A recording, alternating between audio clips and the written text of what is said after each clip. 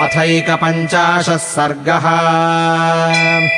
तम् जाग्रतमदम्भेन भ्रातुरर्थाय लक्ष्मणम् गुहः सन्तापसन्तप्तो राघवम् वाक्यमब्रवीत्।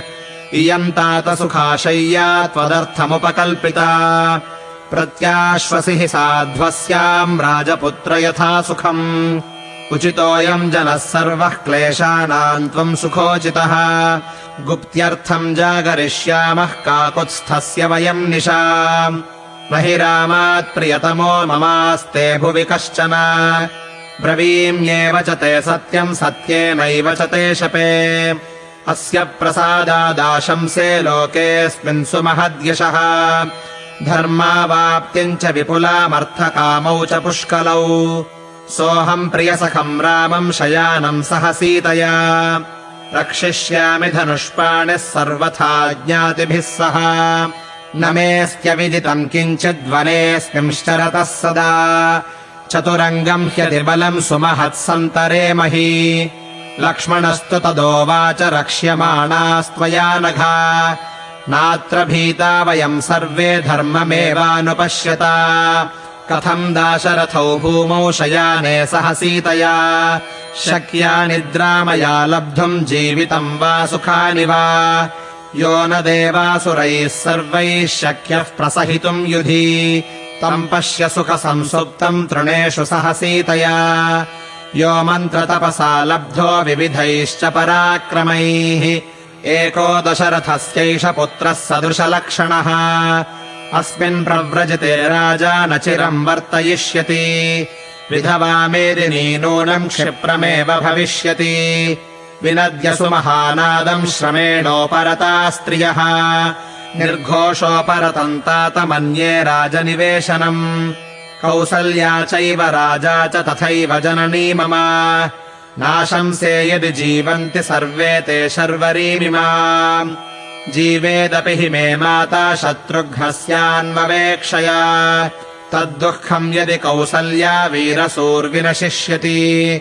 अनुरक्तजनाकीर्णा सुखालोकप्रिया वः। राजव्यसनसंसृष्टा सा पुरी विनशिष्यति। कथम् पुत्रम् महात्मानम् ज्येष्ठपुत्रमपश्यतः। शरीरम् धारयिष्यन्ति प्राणा राज्ञो महात्मनः। विनष्टे नृपतौ पश्चात् कौसल्या विनशिष्यति। अनन्तरम् च मातापि मम नाशमुपैष्यति। अतिक्रान्तमतिक्रान्तमनवाप्य मनोरथम्। राज्ये राममनिक्षिप्य पिता मे विनशिष्यति। सिद्धार्थाः पितरम् वृत्तम् तस्मिन् काले ह्युपस्थिते। प्रेतकार्येषु सर्वेषु संस्करिष्यन्ति राघवम्। रम्यचत्वरसंस्थानाम् संविभक्तमहापथा। हर्म्यप्रासादसम्पन्नाम् गणिकावरशोभिता। रथाश्वगजसम्बाधाम् तूर्यनादनिनादिताम्। सर्वकल्याणसम्पूर्णाम् हृष्टपुष्टजनाकुलाम्। आरामोद्यानसम्पन्नाम् समाजोत्सवशालिनीम्। सुखिता विचरिष्यन्ति राजधानीम् पितुर्मम। अपि जीवेद्दशरथो वनवासात् पुनर्वयम्। प्रत्यागम्य महात्मानमपि पश्याम सुव्रतम्।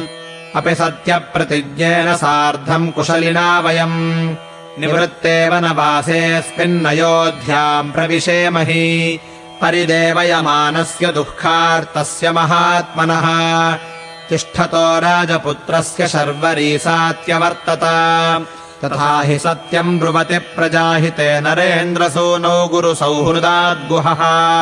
मुमोच बाष्पम् व्यसनाभिपीडितो ज्वरातुरो नाग इव व्यथातुरः। इत्यार्षे श्रीमद् रामायणे वाल्मीकीये आदिकाव्ये अयोध्याकाण्डे 51 सर्गः।